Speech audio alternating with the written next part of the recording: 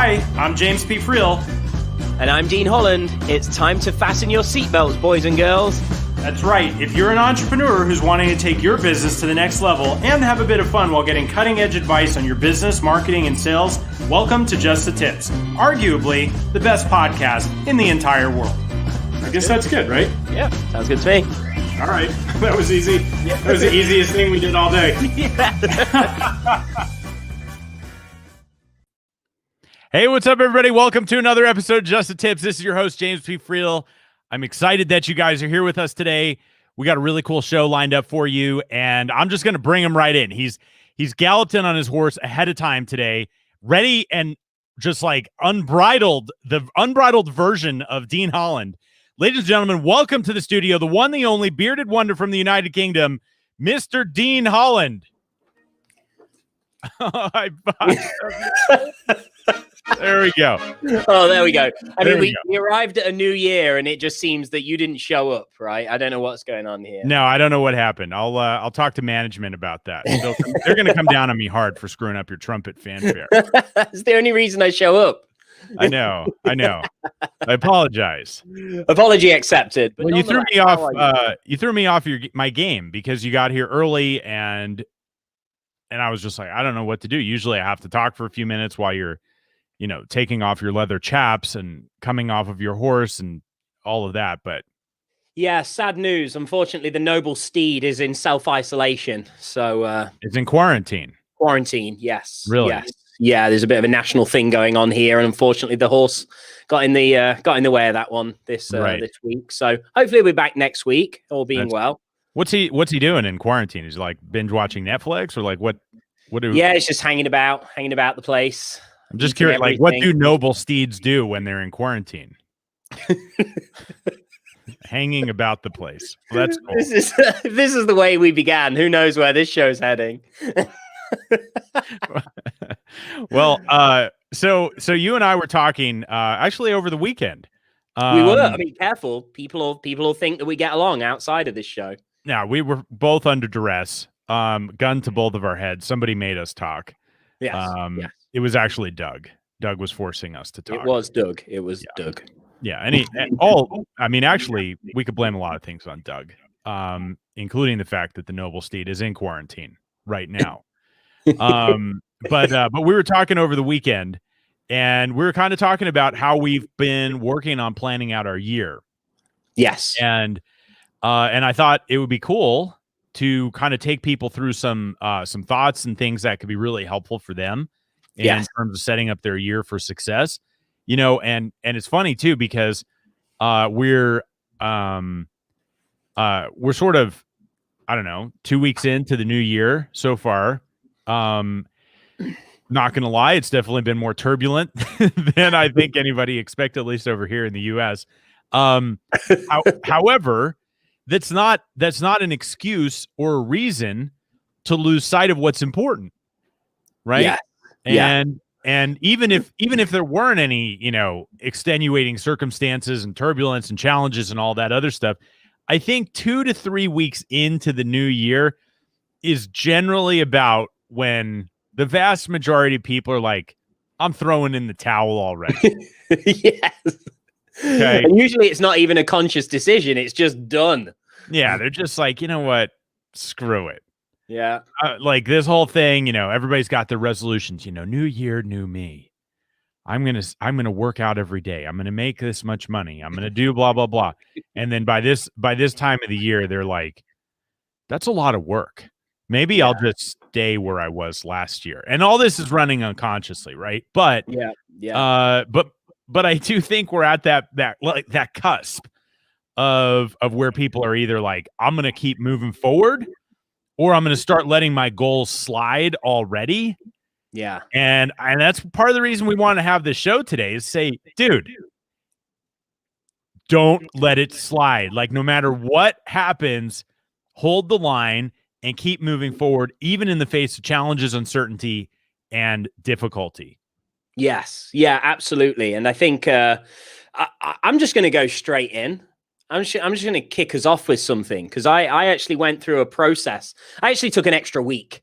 I won't get into it to bore all the listeners on this show, but Christmas, the holiday periods did not go to plan in the Holland household. There was hospitals, there was family emergencies. There's a whole array of stuff that basically meant I didn't get to do the typical stuff that I do. The holidays for me is about, okay, we've got 10 days where I'm going to down tools, turn off the computer, switch off the lights in the office. And I usually will take maybe like 5 to 7 days and force myself to just chill out, relax. And then I'll spend 3 or 4 days where I'm like, it's time to get into like next year domination plan. And I didn't get to do that this time. So I actually took an extra week. So this is so fresh in my mind right now over the past 7 days. One of the best questions that I asked myself, I wrote 3 words on a piece of paper. And in the end, I ended up reordering them. To start with, it said, love James. Damn it, you caught me again. Who are you talking to? Who are you talking? No, that reminds me of somebody else, not you, but never mind. Keep going. I wrote down past, present, and future. Right. That's what I put down. Past, present, future on this piece of paper. Now, in the end, it ended up becoming past, future, present. Because what and I'll start off, topical to what you've just said. The very first thing that I decided to do was to look back on the last 12 months and beyond, but primarily the last 12 months, the past. And I asked myself a whole array of questions, things like, what did I do that I'm proud of? Yeah. What went well? What did I do that was good? What did I attempt that didn't go the way I intended or hoped, and why? What do I like about myself from the last 12 months? How did I perform? How did I show up? How did I think? How did I, how was I as a part of this machine that is business? Yeah. How are other people? Just dissecting the past. Because I think one of the most important things, just like you've just said, like more often than not, it's about the third week of January. New Year's resolutions have already gone and been forgotten. Like, if you can look back and say, what did I do last year? I've just decided to set New Year's resolutions. How did they go last year? If you can look back, you're probably going to notice a pattern. You'll probably see if this year you've already kind of let it fall by the wayside. Last year, you probably did the same. Yeah. And the year before. And I think if you actually take time to stop and actually have a real honest assessment with yourself, and I think there's the key. Most people aren't even honest with themselves, let alone other people. I think if you can truly be honest with yourself, because that's what it takes, you can try and prevent yourself making those same mistakes. And I think, to me, there's always 2 ways to learn from mistakes. The best way is by not making them yourself and learning from someone else doing it. Definitely. So that's the number one way, in my opinion. The other way is to learn from your own mistakes and don't repeat them. Yep. And I think one of the biggest mistakes people make is they go into another year and it just carries on from the year before.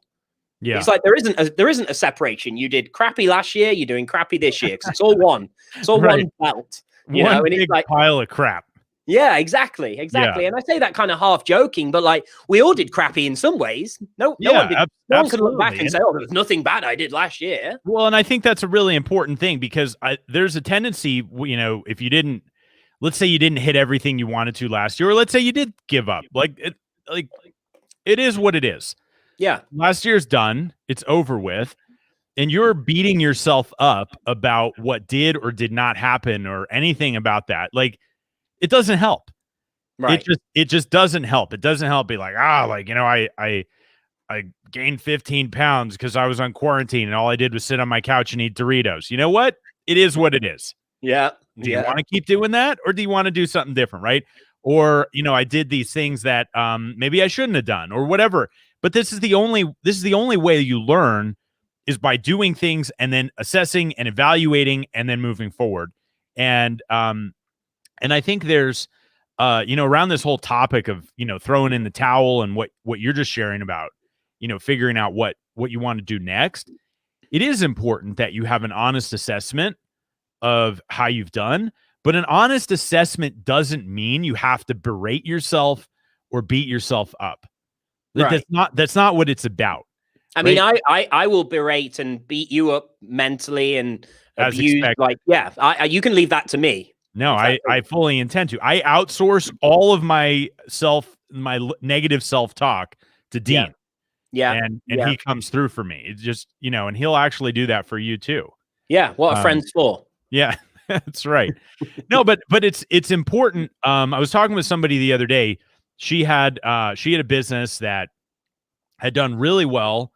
She started making, $1 million plus a year, and got into some personal challenges, went through a divorce, like had some difficulties, and took her eye off the ball, basically, right? Yeah. And the business kind of unraveled, and then she was left there standing there, man, I suck, right? Thinking all these different things. And so I asked her to do something. I said, you know what I want you to do? I want you to write down all of the lessons that you learned from that whole experience and see what that does for you, right? Because everybody wants to start something new, but if you don't finish, like, at least in your mind, what was, and this is your whole idea about past, present, and future, it's very difficult to start something new without carrying the mess forward if you don't acknowledge it or deal with it.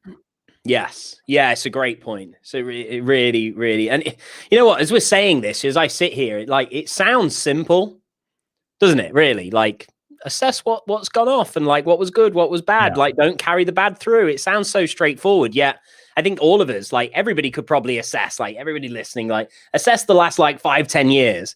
You probably find that, for some people, like, this isn't the first time I've tried to shed a few pounds and get in better shape. It's been going on for as long as I can remember. Yeah. Right. But why didn't it happen? I didn't change the patterns and habits that I formed, and you only get to notice that if you do stop. Right. It's more often than not why all of us in business, we always preach about the importance of having mentors and things, because they're going to tell you if you've got a good one, right? They're going to tell you like, oh, you're doing this wrong. You should stop that. But if you don't have that, you got to stop and assess yourself. And it's got to be honest, right? Yeah. All right. Let's see if we could get somebody to call in here and talk with us. If you're planning on big things this year, small things, anything in between, give us a call at 888-627-6008 for international calls, 323-744-4831. Anybody that comes on here with us, we will give you a free Just the Tips t-shirt. We want to hear what you guys are up to. So give us a call, 888-627-6008, international 323-744-4831. All right, so we kind of talked about the pre-frame of this conversation in terms of assessing and analyzing and looking at the past year. So tell me what your process was. Dig into this old past, present, future a little bit more, and how you use that to shape what you're planning for this year and this quarter, and what that looks like.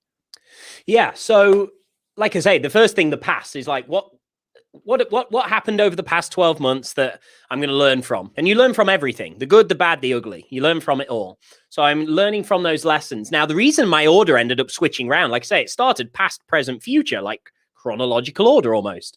But what I realized is, and this was just a simple realization for me, that I've had this in different words in the past, but like I realized that the future needs to be looked at before the present.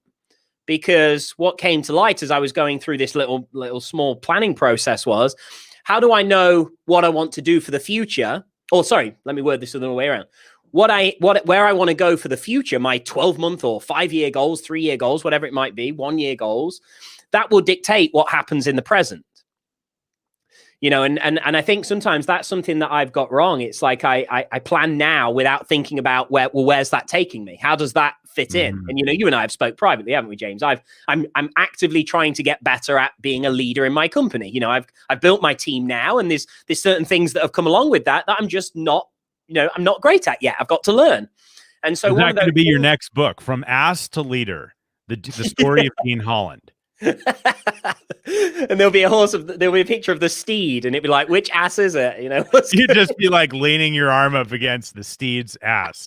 From Ass to Leader, the journey of triumph. Hey, you should be careful. It's from a conversation on this show that my first book ended up coming about. Well, I look forward. I hope I get to write the foreword to that one. It could be called Ass Less. Ass less, do more. Yeah, I think that would be really good. We should coin that as part of our planning process. Yes, there we go. And on some level, that's true, right? The less stupid things you do, the more you increase the odds that you're going to do something right? Right? It's true. Yeah, could be a catchy methodology. It really could. It really could. But so then I started looking at, I started thinking about, well, what's the 12-month goal? If I get to the end of 2021, what would I like to have happened for me to be pleased with this year? And then from looking at that, this then started to form more of like, okay, well, what do I have to do now? What do these, and for me, the present, I was looking at the next 90 days. So I'm saying, okay, well, this is the future 12 months. At the end of this 12 months, this is where I would like to be both personally and professionally. Now, in order for me to take strides towards that coming to reality, what must be accomplished in the next 90 days? What is the present actions or projects that we must now focus on, that if we complete this in the next 90 days, we will be significantly closer and on track to realizing the future goal 12 months from now. Yep. And that was the relatively straightforward process that I kind of went through. It's like, what happened in the past that I'm going to take forwards and be better this year because of it? What do I want to have accomplished by the end of this year? And what do I need to do? And what needs to happen in the next 90 days to make sure we're on track to making that a reality? Yeah, I love it. I love that. And I want to unpack that a little bit more. But one thing that pops up for me while you're saying that is there's always like, there's these two paths that you have to take as an entrepreneur. There's the path of what you want to do and what you want to create and the result that you want to have. And then there's also the path of who do I need to become in order to make that happen, right? So there's kind of like this external journey and there's this internal journey.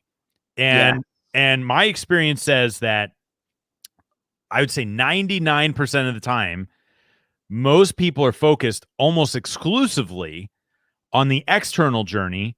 Like, okay, here's how much, money I want to make. Here's how many products I want to sell. Here's the kind of customers we want to get. Like all that is good, right? Absolutely nothing wrong with that. And you should have clarity around those things like you're saying. But the thing that sort of makes or breaks the creation of that is, who do I become in order to make that happen?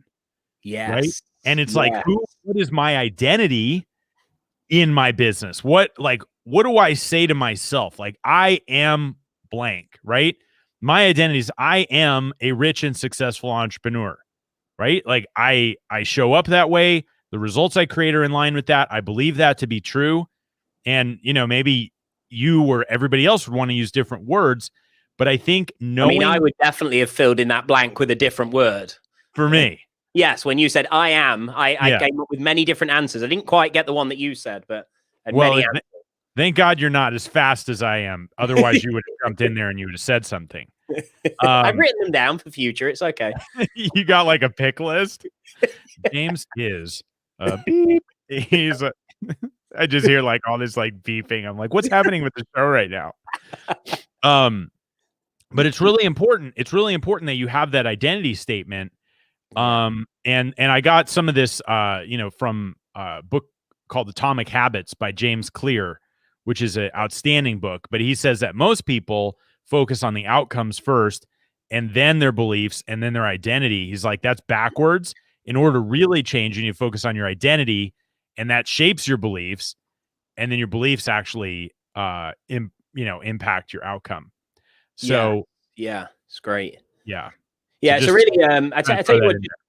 Yeah, sorry, just jumping in as well. One of the things that I think it's kind of in line with that, not necessarily an identity statement as such, but the whole topic of like, who do I have to become? I think this is one of the things that I'm starting to learn now, and I know obviously people listening are all different stages of business, but it is very, very evident to me as I learn from the past and go forwards now into a new year to accomplish new goals, is that a lot of what has to change in order for us to get where I have laid out that I believe we can get to over the next 12 months, it does primarily come down to me. That's what I was identifying, is that, I've got this great team and, all this stuff going on, but actually the big cog in this machine that's going to cause us not to get to that goal, because I think that's an interesting question as well. What would stop us from getting to that goal? Absolutely. And as I looked at this, one of the things that was evident, for example, is I was realizing how much certain parts of the business depend on me to do them. Mm-hmm. And I've been, for me, looking at kind of our future plans and where we're going, it's very, very evident to me. And I think sometimes, I'll be honest, I think I'm struggling with letting go on, or realize, I'm not seeing the opportunity to take myself out of certain areas, but it must be possible. There has to be an answer to some of these things that I'm encountering now. But I think that's one of the, really, really valuable things that I'm finding in looking at this future plan, is more so like we say, that side of like, what or who will stop us from getting that goal? What could be the barrier that will put a block to that actually happening? And what I found is actually the answer to that question in most instances for me with my plan was I would be the one that would stop it. My involvement, my necessity to be involved, or the way in which we currently operate will stop us from realizing that goal categorically. Oh, interesting. Yeah. I mean, it makes sense. I mean, at some point you have to, if your business is going to grow, that means other people need to be involved. Other people need to be doing things. Other people need to be accountable and responsible for things. And it can't just be you, right? Yeah. So getting yourself out of the way. And one of the things, looking at it that way, like what could stop us? I think that's something that I've been talking to a lot of people about, is a sort of reverse way of thinking about how to get to your goal. So the example that I have is, let's say you want to add, $250,000 in the next quarter to your business, or, the numbers are relevant, whatever it happens to be, $10,000, right? $1 million, whatever. And then you look and you say, okay, cool. That's my outcome. That's what I want to achieve. And then looking across your business, you've got marketing, you've got sales, you've got delivery, you've got your operations, you've got finance, and then saying, well, which of these areas is the big problem? Like, what's the thing that if I already had this figured out, I would already have my goal? Yeah. Right? Like, okay, the reason that I don't yet have my goal is because this big thing is standing in the way. And it's really important to identify that problem correctly, because on one hand, you could say, okay, if I want to add that revenue to my business, it could be I don't have enough leads, right? Which is a valid thing. And that's a marketing problem, right? Like, how do we generate more interest? How do we generate more leads? Another problem could be we're not closing the leads that we have. Yep. And that's a sales problem, right? And so properly identifying which big thing is standing in the way of you actually achieving what you want to achieve is so incredibly powerful, because not doing that will lead you to going down all these different rabbit trails and going in circles. But the closer you can get to identifying the reason you don't already have what you want to have, then you can be focused and you can know that the thing that you're working on is actually going to contribute towards helping you get your outcome. Yeah. Yeah. No, I love that. I think that's it's quite I don't think I've heard many people talk about like reversing the way in which you're getting to your goal. Like why wouldn't I get there? What would stop me? Yeah. It's quite a fascinating way, isn't it? I think it's easier. Yeah. It's true. Yeah. It's like, when I was a kid, like I like to do mazes, right? And you'd start at the beginning of the maze and you kind of work your way through and try and get to the end. And I don't know why, for me, it was always easier to just start at the end and like work my way back to the beginning. Yes. Right. Yeah. And I think that thinking about your goals that way is a lot easier too.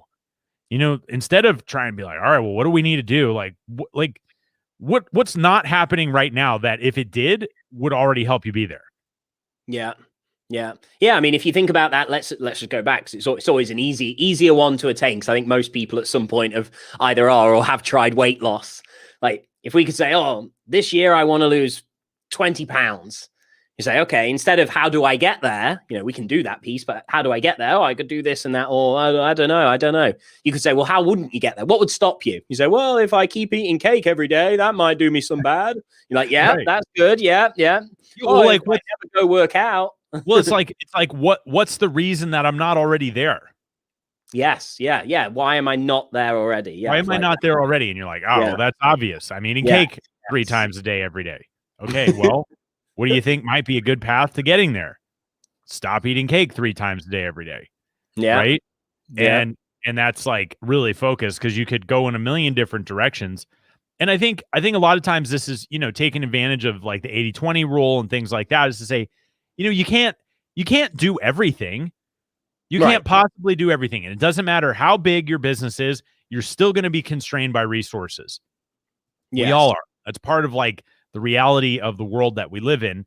And so if you can't do everything, you sure as well better be focusing on the things that are going to make the biggest difference. And that's what you need to be going after. Like, that's what you need to be attacking. The roadblocks that if they weren't there, you'd already have your goal. Yeah.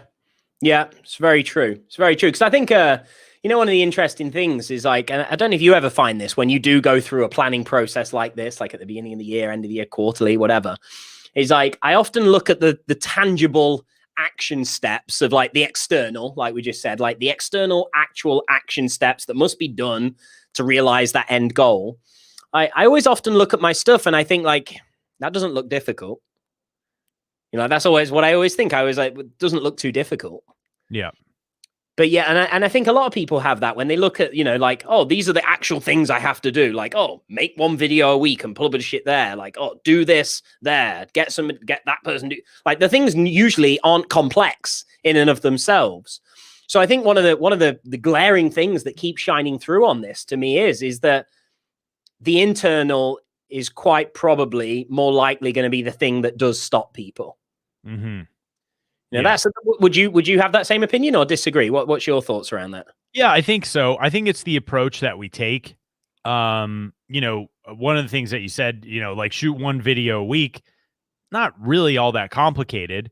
But what also happens too, I think, is a lot of times we get into a situation where we believe the only way to achieve something is to do more of something else or more different.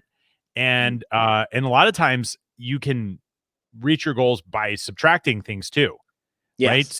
So you shouldn't just always like pile more and more and more stuff on.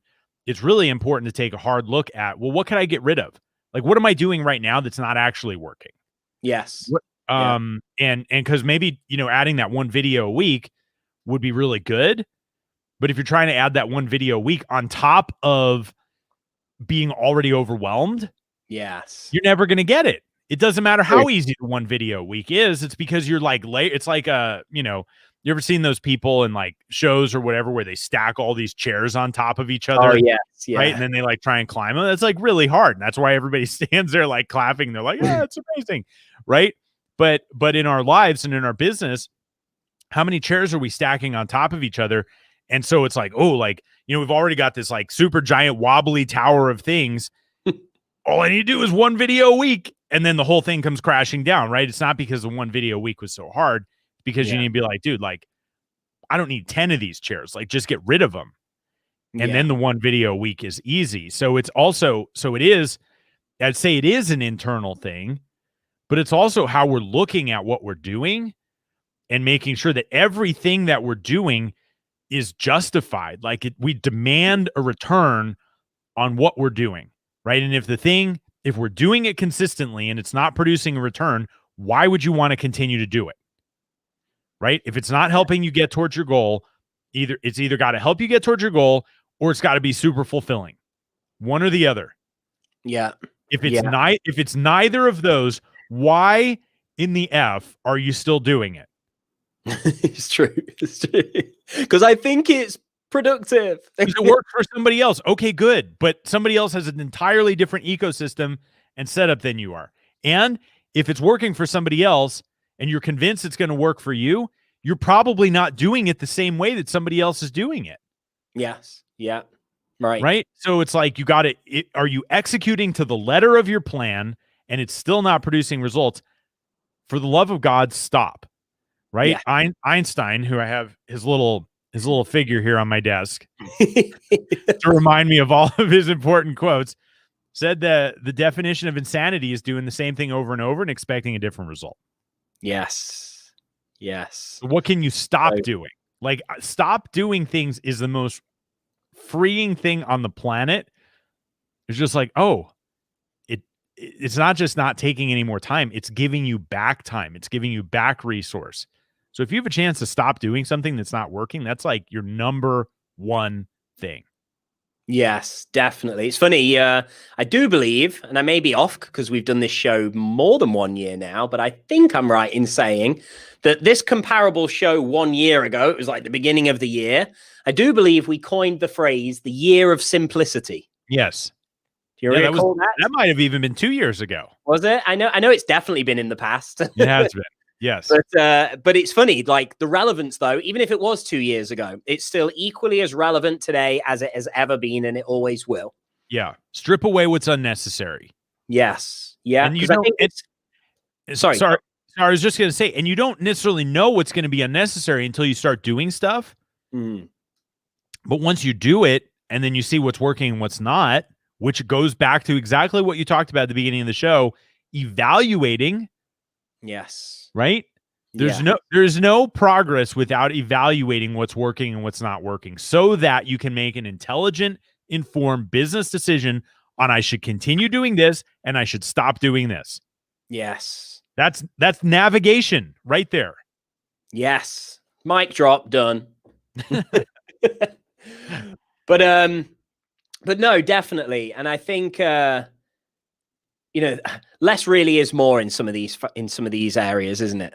Like less really can be more. And I think, when I look back, one of the things I used to feel, and I think this is probably a common thing even, now for different people, but when I was first starting out in business, it felt like there was so much to do, like so many different things, like hundreds and thousands of things that I needed to eventually learn and do. And I realized, somebody once said to me, it's like, you can fill your time with as many things as you can get your hands on. Just because you're busy, it doesn't mean you're productive. Yeah. And I think that's what we've all got to be so careful of, is that we're not filling our time with things that aren't actually contributing to where you want to go. Absolutely. And I think we've all probably been guilty at some point of getting carried away with an idea, getting swept away in the excitement, seeing something's got huge potential and letting it take us off course of what we were doing. And I think we just all have to constantly remind ourselves of and reevaluate and reassess and just check periodically, not just at the beginning of the year, like we're talking about here, this big beginning of the year review. Where are we heading for the year ahead? It's like you got to make sure that you sort of check yourself on a frequent basis as well throughout the year, whether that's monthly, quarterly, weekly. Everybody's different. You got to do what works with you, I guess. But, you've got to have something that you're measuring to make sure you're not sliding off track. Because just like we said at the start, right, with New Year's resolutions, no one sets one and says, well, just so you know, I'm not going to bother keeping this. Nobody says that, do they? Like, it's either you do it or you don't. People either say, oh, I don't bother with those things, or they say, no, I've got my New Year's resolution this year. So no one starts with bad intention usually, but it goes wrong. Yeah. And then people accept the way it is the way it is. And then we don't pull ourselves back. And I think if, in business, that can be incredibly dangerous, can't it? If we don't check ourselves, assess what's going on, review what's going on so we can course correct if necessary, you can easily fly off track. That's right. Absolutely. I think we've got a banner for us. We got live banners. There. What? Check yourself before you wreck yourself. There we go. For our video viewers, you will now see that. Only viewers, you're thinking, what? Where did the guys just go? We're having a lot of fun on video here. You should check us on YouTube. We took a quick 15-second audio intermission so that I could type this up. No, but that's absolutely right. Like, and the more frequent you have those course corrections, I believe the faster you're going to get to your goal, because the less zigzagging you're going to do in order to get there. Yes. And just like you mentioned something about productivity, or you said productivity, a little bit different. Productivity is not about I'm getting all this stuff done all the time. It's not about, I can be, hyper efficient in everything. Those are elements of productivity, but the most important piece of productivity is, what are you focusing on? Like, what are you actually focusing on? Because it doesn't matter how well you execute if you're focusing on the wrong thing. And it certainly doesn't matter if you execute efficiently if you're focusing on the wrong thing. You will not get what you want. And productivity is a measure of output, right?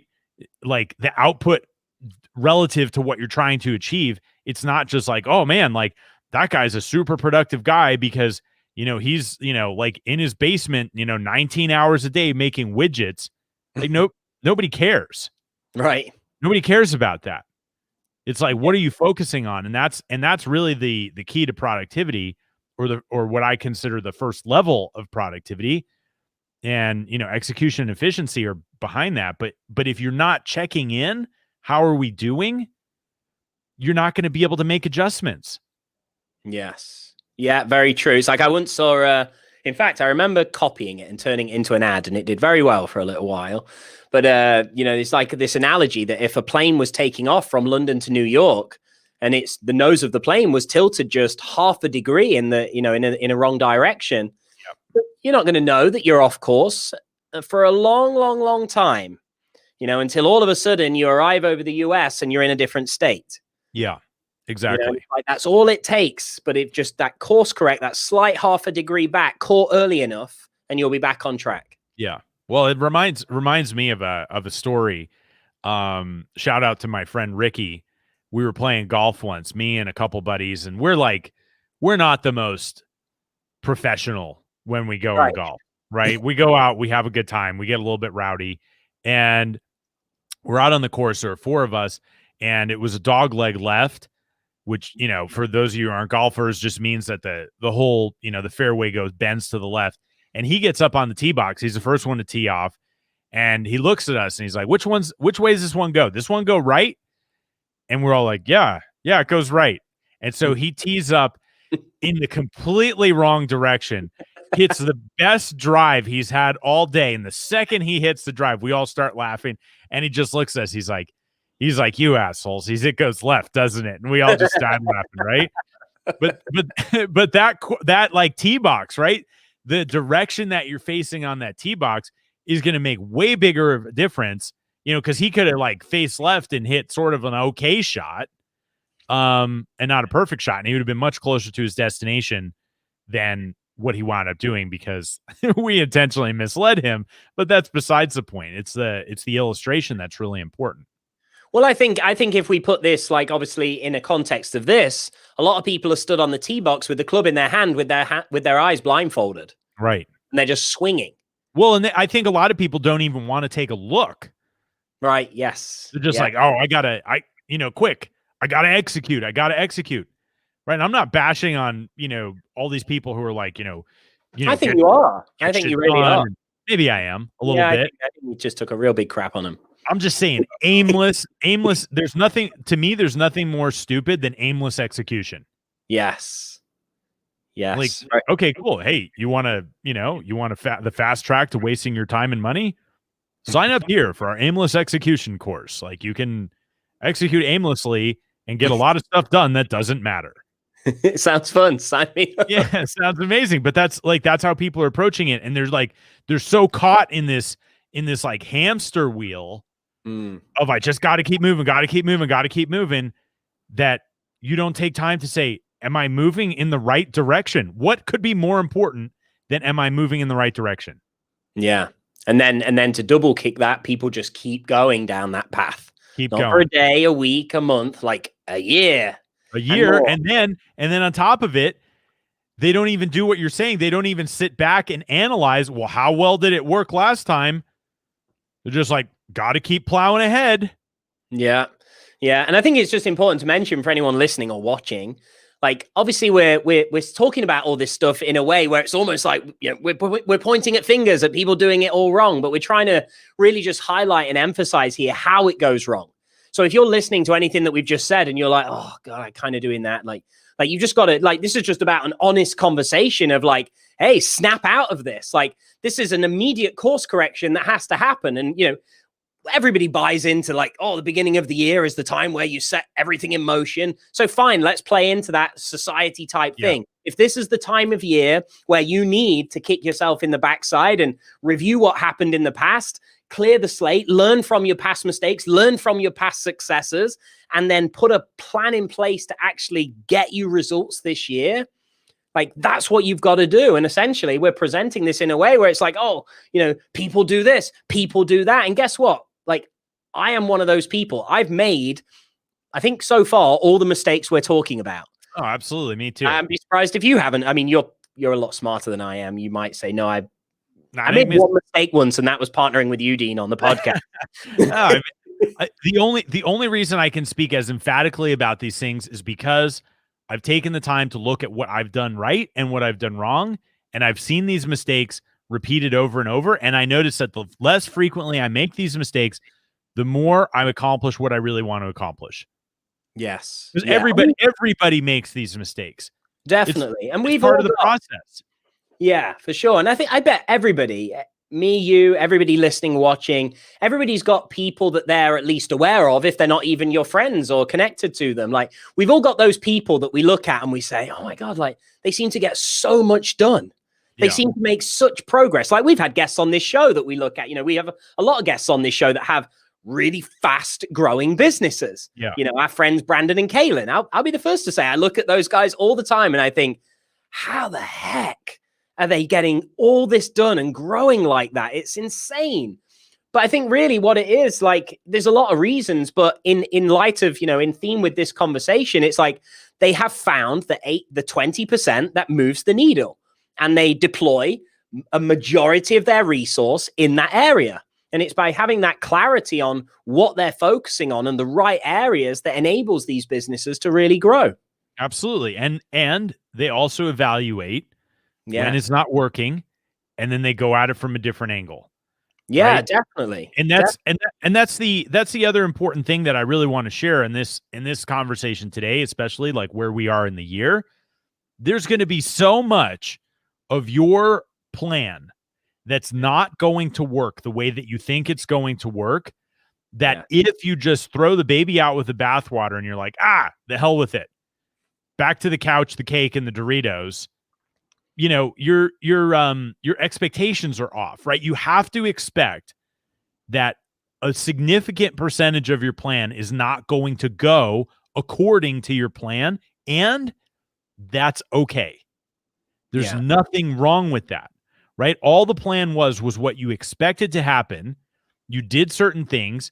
You see what the results are or lack of results. And then you say, okay, cool. Now I'm not just having expectations about what's going to happen. I'm seeing what's actually happening, which is real data, not made up assumptions. Yeah. And then you make your next decisions based on the real data that you have available, and you keep moving forward, right? You can't allow yourself to beat yourself up because things didn't go according to plan. Like, it's ridiculous. You have a work of fiction, which is your plan, and then reality doesn't match your work of fiction, and you get upset and run home and cry to your mom. Like, it's not going to work, ever. Yeah.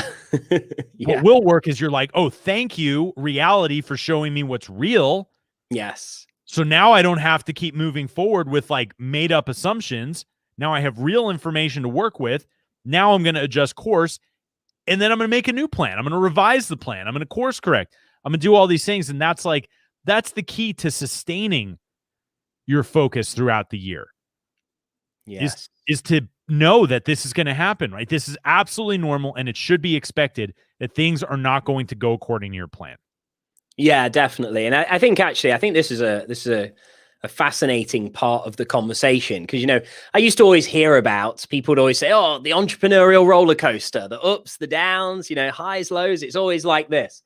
And, I used to think, oh yeah, that's true, like nothing's ever going great all the time, but like I never fully got it. And it used to be like when we're at the top of the ride, it was like, oh, the highest highs, it's amazing. But the crash at the lows was like, oh my God, why is this happening to me? Like, why? And it's like, almost the longer you do it, you expect almost that you shouldn't be getting any problems anymore. Because it's like, I've been doing this 10 years. Why does this still happen? And what I've come to learn now, and I think it just plays perfectly into what you've said, is people have to not anticipate what's going to happen, but expect that something's going to happen. Yeah. There is never a roller coaster that just keeps going up. At some stage, it has to give you that exhilarating thrill of crashing down. And like, here's how I've got my head around this. And I feel this is only a recent thing, actually. This is like one of those realizations from the last 12 months. Like, I genuinely feel that the more setbacks you experience, the more things that don't go the way you intended, at the time, it can feel devastating. It can be a real kidney punch. It can take the wind out of the sails, as it were. But the more you go through that, it genuinely strengthens you. It genuinely strengthens your will, your grit, your determination, your ability to keep getting hit. And like I want to just say this for the benefit of anyone that's maybe having a rough time right now. We all know there's people having rough times. There's so many people doing amazing and great. Some people are having rough times. And maybe, just maybe you're tuning into this show because right now it feels like you just took a kidney punch and you're like, trying to get your air back and you're wondering what to do. Like, you have to keep going, because one of the things I can tell you now from the years is like, if you can view yourself, no matter what you're selling, what you're doing, who you're serving, like, I believe that if you can switch your mentality, your mindset to being that of, I am paid to solve problems, like, that it can do wonders. And I mean, maybe that will work for some, maybe not. But for me, when I like knowing that the knocks are always going to come, I seem to see it like, it's almost like every quarter, something's going to like kidney punch you. It's like, to me, it happened around about December last year. It was like, oh crap, like, we've got to make this major change now to our sales funnel. It took 6 weeks of work. I was like, oh, I just stole the whole end of the year off me. And I was like this and that. And it was like, but what's the point in moaning? This has happened. Get it done, solve the problem, and move forwards. And I think, as you know, that comes with getting knocked down so many times, I think. And I think one of the problems is some people get knocked down, and instead of getting up, dealing with it, and moving forwards, they get up and run the other way and just find something new, because it's nice and peaceful again over there. There's no problems. It's new. It's fresh. But anything new is eventually going to have problems anyway. Exactly. And that's the point. Like, understand that no matter who you are, what you're doing, where you're based, where you're located, who you're selling to, what you're selling them, you are going to have highs and lows, and you are paid for the problems you solve. And some of those problems, you know, the reason you can sell to people is because you're solving a problem for them. If you sell food, you're solving a problem of hunger. You sell business coaching, you're solving a problem of people are stuck or whatever. They're wanting to grow. You're always solving a problem. But sometimes you're not going to be paid as such to solve your own problems. You just got to get the job done. Yeah. You know, and it's like that to me has been a big thing. I am a problem solver. And so when the problems arrive, I will solve them. That's what I do day in, day out. Yep. Absolutely. Absolutely. That's the game. And if you don't want to play the game, don't play the game. But if you want to play the game, get better at playing the game. Stop avoiding the way the game works. Yes. Who said the phrase? Don't wish it were easier, wish you were better. Yeah, I think that was Dean Holland. Yes, well, I'm stealing it now. I'll Jay Shetty this thing. That's right. No, it was Dean Holland. That one did not exist before just now. So thank you for sharing that with the world. Just the quotes. There we go. That's our next spin-off show. Just the quotes. Yeah, where we shamelessly rip off quotes from other people and make them our own. Yes. So I tell you one thing. I know we've not got a huge amount of time, so I'd love to kind of just touch on this. We kind of mentioned it. It's like whether it was last year or the year before. I at least I think you were the same maybe, but I know I definitely tried to do this. It was like gave my year a phrase. It was mainly like, I've got loads of stuff I'm going to do this year, but what is this overarching thing for my year? And the other year, like we say last year before, it was the year of simplicity. I don't know if I'm putting you on the spot here, but I've got a new one for my year this year. I don't know if you have, but I'll share mine.